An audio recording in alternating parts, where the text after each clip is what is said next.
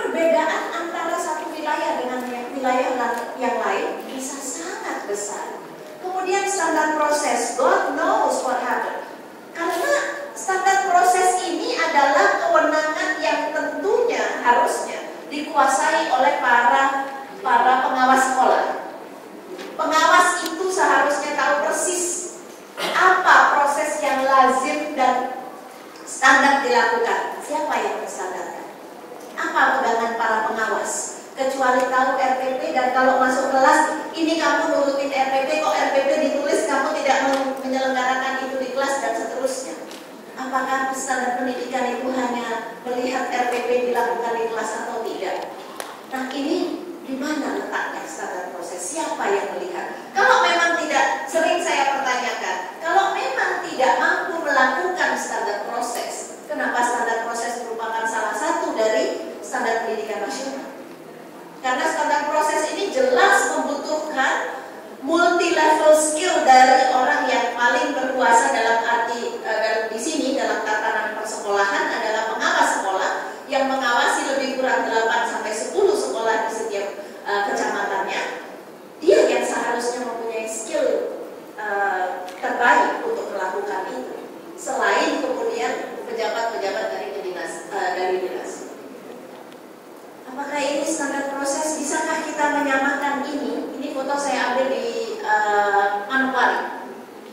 Apakah standar proses seperti ini bisa kita samakan dengan SMP negeri unggulan yang ada di Jakarta, plus SMP swasta atau SMA swasta yang walaupun mereka juga disumbang oleh kekuatan ekonomi orang tuanya, tetap saja ujian akhirnya adalah ujian nasional. Standar kompetensi lulusan, kalau giliran perkara dokumen, memang kita lengkap. Standar kompetensi lulusan ini saya punya beberapa slides yang saya ambil dari kementerian juga. Penjelasannya detail sekali, tanpa tahu aplikasinya di dalam kelas seperti apa. Tetapi walaupun di sini ada peraturan mengenai standar kompetensi lulusan, kemudian disusullah KKM, kriteria kelulusan ketuntasan minimal.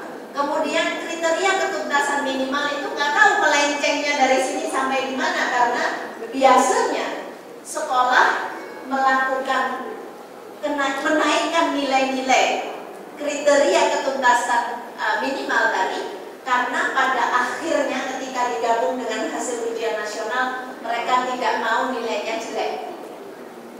Itu aja. Jadi standar kompetensi lulusan ini kalau menurut pemerintah, kompetensi adalah kemampuan bersikap, berpikir. Jadi dari segi dokumen seolah-olah ini kalau kita nggak melihat wujud negerinya seperti apa, keren banget. Kalau tidak melihat wujud kejadiannya di lapangan. Standar pendidikan ini paling rumit, standar pendidik dan tenaga kependidikan. Kita berbicara guru. Setiap orang saat ini seolah-olah guru yang salah, tetapi di satu sisi harus kita lihat lebih cermat lagi bahwa proses sebelum jadi guru itu sebetulnya diapain sih?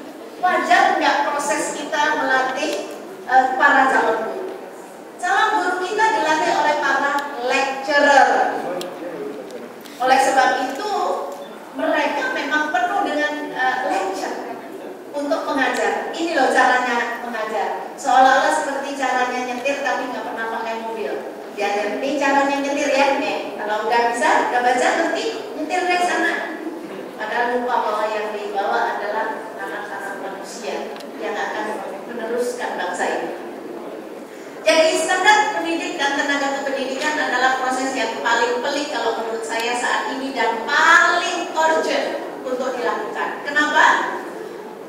Lulusan LPTK jumlah LPTK yang berkualitas dan layak menelurkan calon-calon guru itu hanya sekitar 25%, dan ini hasil research yang dilakukan oleh teman saya Haibul Coleman dari Inggris, bahwa lebih dari 70% LPTK kita adalah LPTK yang seharusnya tidak memproduksi calon guru.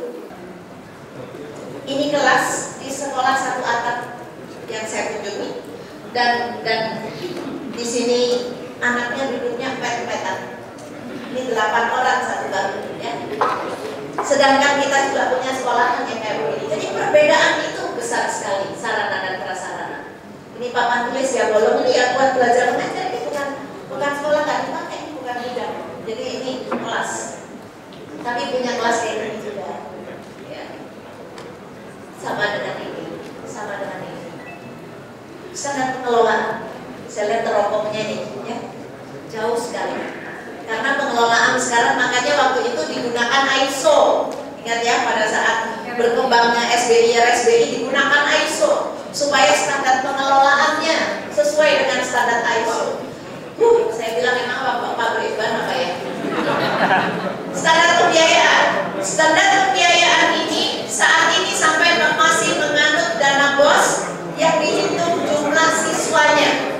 Jadi sekolah terpencil dengan siswa sedikit dapat uang sedikit. Ya, sekolah di kota yang besar dan disumbang orang tua bisa mempunyai dana BOS yang jauh lebih besar. Standar penilaian seperti ini. Versi baca ya, diukur bareng. Ketika kemudian diadu kecepatan, ya siapa yang bisa, pasti si Bajai cari akal-akalan. Kalau untuk dapat SIM ya pasti nembak lah. SIM nembak ini tadi kemudian sama dengan hasil ujian nasional bagi anak-anak tertentu atau mungkin banyak anak Indonesia. Hasil ujian nasional hanya tiket untuk masuk, untuk keluar dari sekolah, tetapi bukan untuk memasuki dunia kehidupan yang lebih baik setelah lulus sekolah masing-masing.